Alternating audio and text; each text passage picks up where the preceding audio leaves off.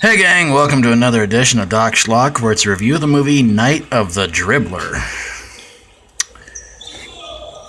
Oh, Lord. It's the story of a basketball team that is being killed off by, well, as you can see right there, a guy in a basketball mask with a really stupid-looking grin.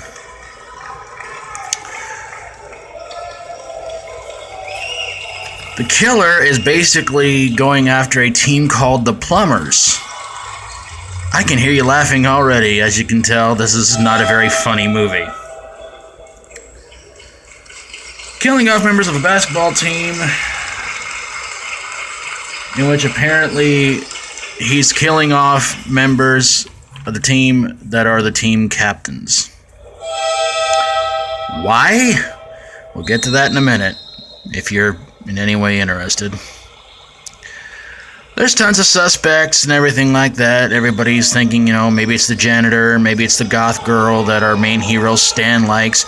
Maybe it's Stan because he's getting self-help tapes to try and become a better basketball player, but of course the self-help tapes turn around on him and just turns everything turns out to be not all that great with him, and yeah.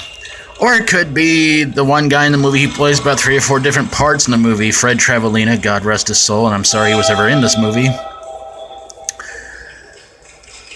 Who could be the killer? But no, as it turns out, it's really Stan's dad, because he's kind of sick and tired of seeing his son being a bench warmer, not being a team captain, and everything like that. And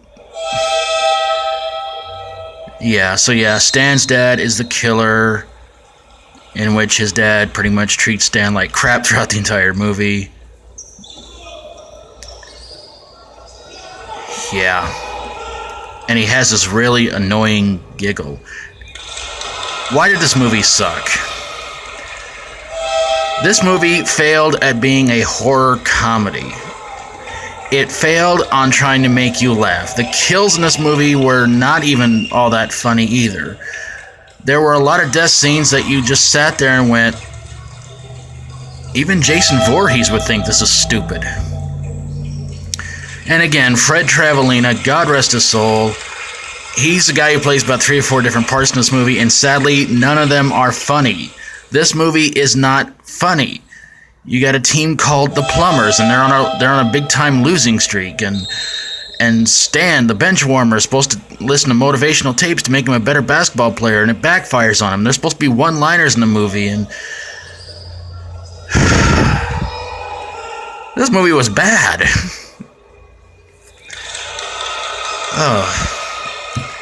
And there's this ongoing bet between, I think, the science teacher and another teacher from, I think he was from another school.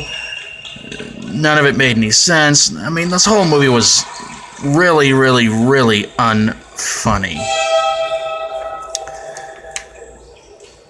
I don't know how in the name of God this movie ever got released on DVD, but from what I've read, apparently it got a DVD release. And for anybody who has seen it, if you want to leave me a comment below and let me know what you thought about it, please do.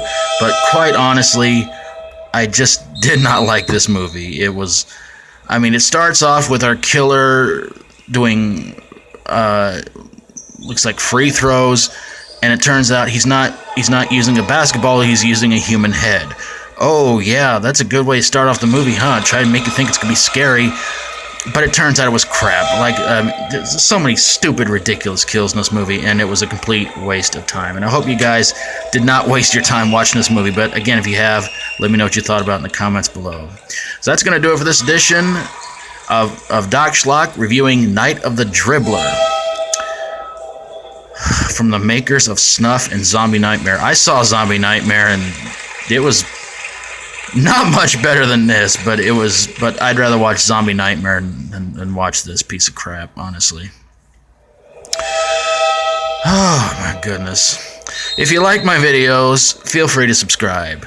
If you have a horror, sci-fi horror, comedy horror, or fantasy horror movie that could have been sports related and still made no sense, and even though it seemed to have it was just low on points and didn't seem to make that shot,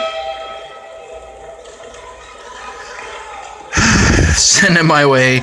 and I'll get on it ASAP. Thank you guys so very, very much for watching, and until next time, as always, stay strong and rock on. And I don't know why in the world they're playing an NBA basketball game out on the road, but they better be careful because it's getting traffic's getting kind of heavy out there. They say white men can't jump. They're right.